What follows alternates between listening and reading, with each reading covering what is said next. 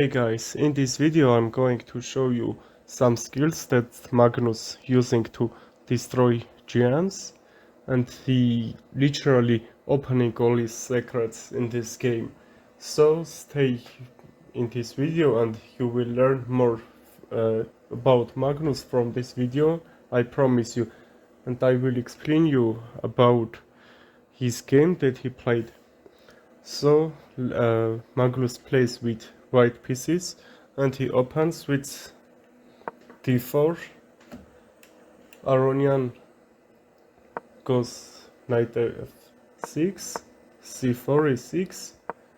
Queen's gambit declined because black and white doesn't capture this pawn on d5, which Magnus does it now. So he's trading this and very good stuff. h6, yes, is a move. You can also go bishop back on h4 and also trade. Magnus in this game plays takes, and after trade queen a4 check. Magnus activate his queen and try to attack his bishop on b4. Aronian has only one move, knight c6, to protect also from this check and this bishop. So he played it and e3 to get some development, maybe bishop b5 to get some pin to use it. Yes, that's very good. Bishop e2. Bishop e2 is also very good move, because if in the future if black goes bishop g4, he will protect this knight on f3 anyway. Bishop e6. Levon Aronian played castle a6 to prepare b5 and get some quick development and on queen side. Rook fc3. Why not a? Because Magnus understands that Aronian tries to put pressure on queen side, and he knows that his rook on f1 doesn't do nothing. So he plays rook fc1. After bishop goes back and try to b5 maybe, because a3 will kick this bishop on from b4, and queen d4. And now white can go a4 and b3, I don't know, to protect this b5 from pawn to b7, b5. Black is going to back with his bishop d6 and knight e7 to preparing this pawn on c7 and b7. Okay, a3, rook d8. Okay, very normal. And now this c5 is very strong.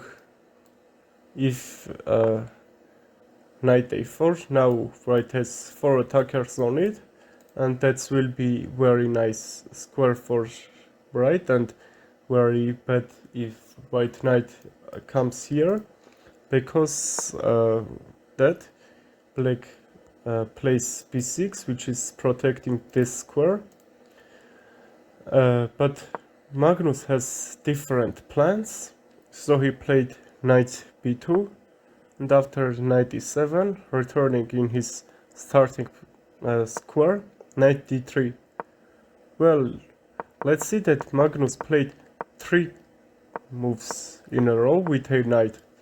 If we play this, I think I will thought that that's very unnecessary, because you can, for example, develop your rooks, and your bishop will be something like more active. But if Magnus do, that's the best moves, and computer also says that. Okay, why this is nice idea, because you are preparing to go maybe knight e5. Also you can go with knight f3 a5.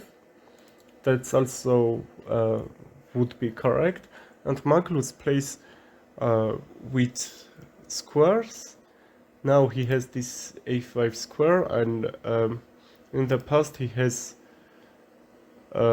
this square on c5, very strong squares that he has knight g6 to protect this e5 square, and he went on e7 because of this, to protect that squares that he doesn't want to become weak.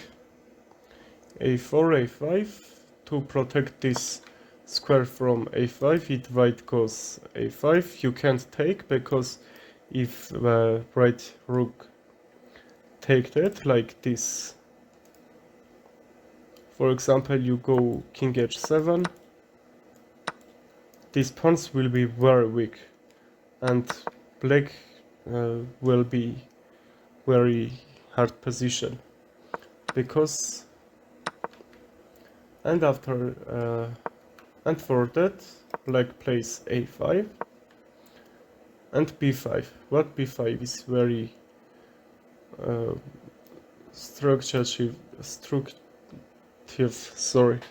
move, because now c6 is very protectively.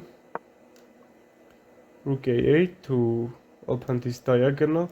Now also can black can actually do attack on this king side, because his bishop is very active.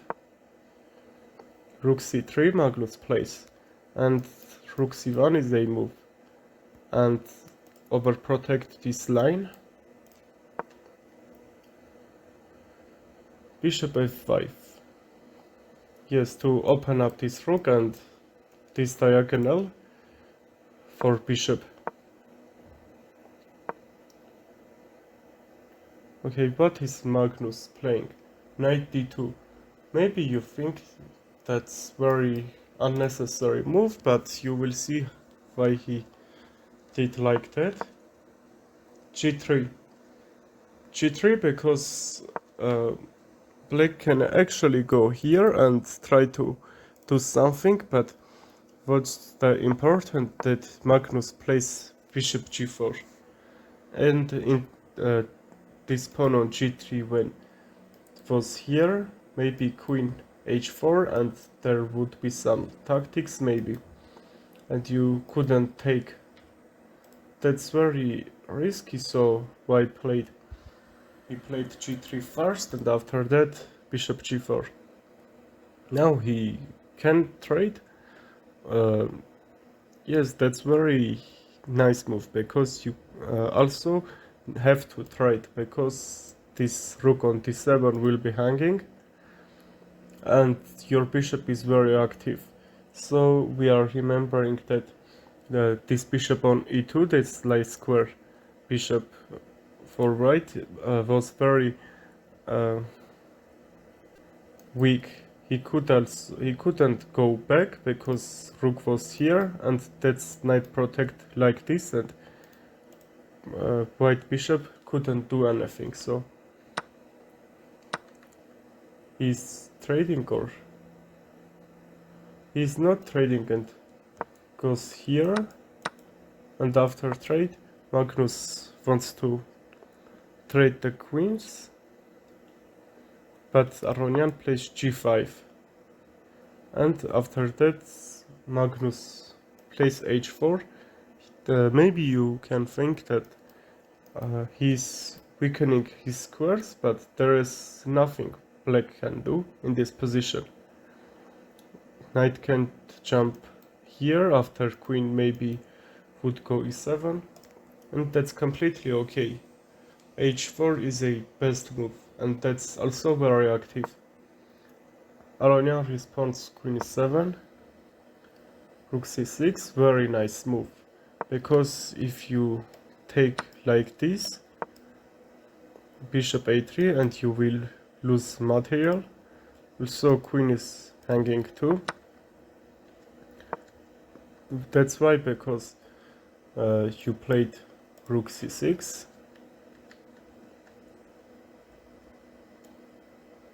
rook c6 and knight f6 to protect this d5 square. That will be very hard to protect this. That's the only move that black could actually defend that pawn. Knight a4 to attack on d5, g6 and h5 to Magnus tries to weakening Aronian's king, takes, and now he can take. Because of trade, he's taking on g3 and white can't take because his queen is hanging. He's going back, and now the problem is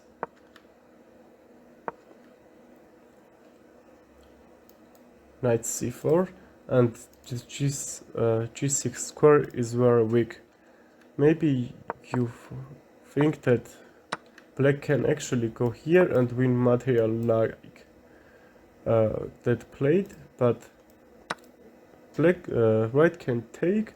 After that will be pen, and white will have so many pawns that will help him for endgame. For example, takes, and white be up 2 central pawns, and they will gonna win because bishop g3, knight e5. If you takes, I will take this first, and after that d5, and if you doesn't take, I will take this anyway.